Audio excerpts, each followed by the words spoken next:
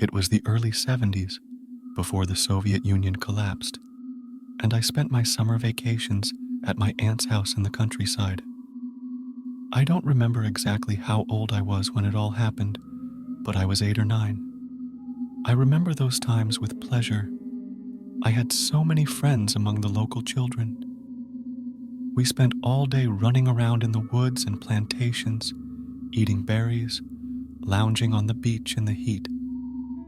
I literally left the house in the morning and came back in the evening, and that was only because hunger and mosquitoes were chasing me home. Those were quiet times. No one ever heard of hurting a child, and in general, in a village where everyone knew everyone and everything about everyone, there was no crime at all, unless someone would kick someone drunkenly, and that was more funny than frightening. But of course, we kids loved to follow the local gossip, and, out of the corner of our eyes, all the events. I liked to hang my ears in the evenings at dinner, when my Aunt Sophia's girlfriends gathered to drink tea, as they usually called it, among themselves, drinks with much higher strength, and chat. And what could a group of tea-drunk aunts talk about? Of course, about the affairs of the neighbors.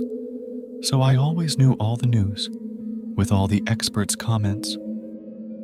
One day I witnessed a particularly lively conversation and learned from it that a new veterinarian had arrived in our village by assignment. I must say that in those years, the village was very prosperous.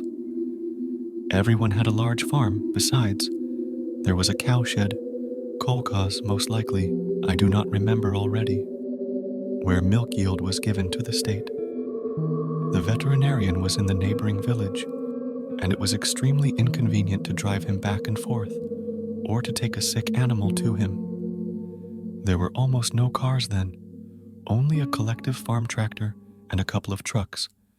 Everyone rode on carts. The arrival of a young, energetic specialist pleased not only the owners of livestock. The veterinarian, to all appearances, was single, and this fact, for some reason, pleased not only single ladies, but also married ones.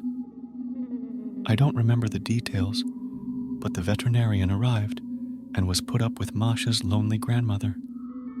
She had a neat house, a spare room, in which the guest settled down. Grandmother had recently been widowed, and the guest was very helpful, care about him, and just his presence greatly relieved her emotional state. Misha, that was the name of the veterinarian, was given a horse as transportation. And it was very convenient, because he had a lot of work in the whole village. But he had a special sympathy for the collective farm horse. It was a young horse, burly, but the man found an approach to it and began to ride it, at first as entertainment and then for work. Nobody had anything against it. The horse had no special duties in the collective farm, and when the veterinarian tamed it, everybody got used to it quickly. I still remember very vividly how he used to ride it around the village, and how he used to bathe it in the river in the evenings, far away from the beach, so as not to disturb the children playing in the water.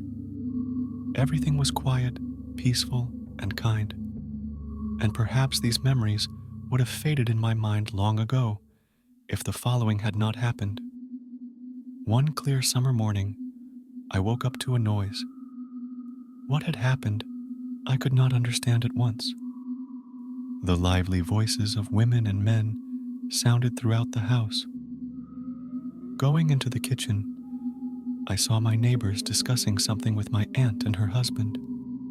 Their faces were all worried and surprised. I was sleepy. I didn't understand anything, but I realized that something had happened to the vet. Something very strange and terrible. The adults were going to go to Grandma Masha's house to figure it all out for themselves. And I, of course, having stuffed cookies in my pockets on the way and grabbed a couple of pies, ran after them. They didn't even see me, They seemed so engrossed in some event and discussion of it. At least half the village seemed to have gathered at Grandma Masha's house. Everyone was whispering and anxious, talking in a half-tone. I, small and thin, pushed my way between the adults and came close to the wicket. What surprised me was the fallen fence. It looked as if something had shattered it with a heavy blow. From the conversations, I realized that it was Misha who had ridden his horse so fast at night that he had knocked down the fence. And I also heard that by morning the horse had given up its breath and that it had been badly wounded in the neck. An ambulance pulled up and the men carried the vet out of the house. That's right. He was carried out on a stretcher by 4 men. I was standing close, unfortunately. I'll probably never forget his face, white as a whitewashed wall, and his eyes, wild, wandering, like a hunted animal's gaze. Only then, when I got away from the sight of his face, I saw that he was bound hand and foot with anything, sheets, towels, whatever Grandma Masha had apparently, and his clothes had brown stains all over them. The man was taken away, and we never saw him again. His things were mailed to his mother, I think, and he's stuck in a mental institution apparently. People dispersed. Those who had helped Grandma Masha to fix the fence remained. For a while, everyone was silent, but they began to strictly forbid us children not only to walk, but to approach the forest. And then, slowly, in each other's ears, neighbors began to tell neighbors what happened. As they say, in the middle of the night, ran disheveled Grandmother Masha to the neighbor, Uncle Yura, a healthy uncle who worked at the slaughterhouse. And in tears, she begged him to go and calm down the guest. She said that he had rushed in out of his mind, covered in blood, knocked over a fence, couldn't cope with the horse, and it was badly wounded. And Misha had grabbed an axe and climbed under the table. He's out of his mind. Uncle Yura understood only that Misha was rampaging with the axe, scaring Grandma Masha. So he woke up his neighbor, who had 2 grown-up sons, and the 4 of them went to sort things out. They came, dragged Misha out, took the axe, tied him up just in case. They got him drunk on vodka and started asking him questions.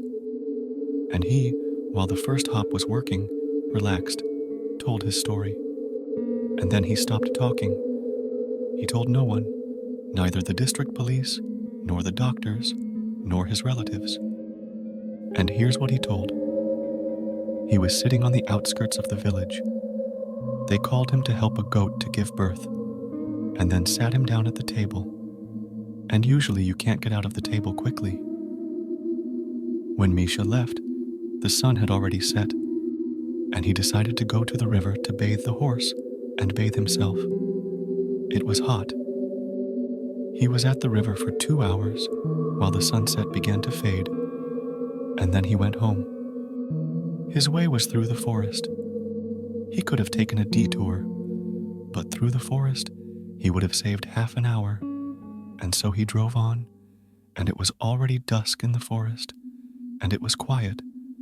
Not even a mosquito squeaks, though it is their time. And the horse began to stumble and snort strangely. Well, thought Misha, it must be getting roots and stones. Suddenly, he heard a sound, bleating, a thin, quiet sound, as if a lamb or a goat was somewhere. He listened. The sound was repeated. That's it, he thought. The little one has broken away from its mother. Lost. The owners are desperate to find it, probably. He got down with the horse and went on bleating, quietly calling the cub. He saw a baby goat sitting under a spruce branch, small, black, shrunken into a lump. He took it in his arms and carried it, deciding to find its owners in the morning. As he carried it, he felt that it was too heavy. It doesn't fit his perception. It looked like it should weigh about 7 kilograms, but it felt like 20 or 25. Am I so tired that I can't lift a goat? Thought the man, and threw it on the saddle in front of him, and sat down himself. And the horse snorts, dances, shakes its head. He urges it on, let's go, but it takes a step and stumbles, as if its legs were tangled or stuck in something.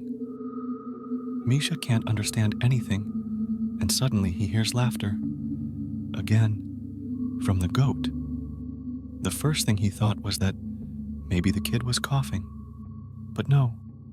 Again, a very clear he, sarcastic. His hair stood on end, goosebumps on his back, as if he'd been hit by ice water. And the goat raises its muzzle at him and gives him a knowing and very angry look. Misha looks at him, numb with horror, and sees that the goat has long fangs in its mouth, like a predator. He was frightened, screamed, and grabbed the creature to throw it off, and the creature clutched the horse's neck with its fangs. The horse reared from fear and pain, shrieked like a wounded man, and galloped away. Misha could hardly stay in the saddle. Terror gave him strength, and he managed to tear the creature off and throw it off. His horse was already carrying him out of the forest when he looked back and saw that the goat was standing on the road, on its hind legs, fully erect like a man. Without remembering himself, the poor fellow flew into the yard, and leaving the horse behind, ran into the house. He was so shocked that he did not even realize that he was covered with blood, nor did he realize that the poor animal was wounded. He didn't realize that the poor animal was wounded. He didn't realize that he had grabbed the axe and hid under the table. That incident ruined the guy's life. He never got back to work, never started a family. Too bad for him. Too bad about the horse. Those who dragged her to the burial ground said that the wound was very terrible, so deep that even a bear could hardly hurt her like that. One could write off the veterinarian's story as insanity, but what to do with the horse? There's no rational explanation for the wound.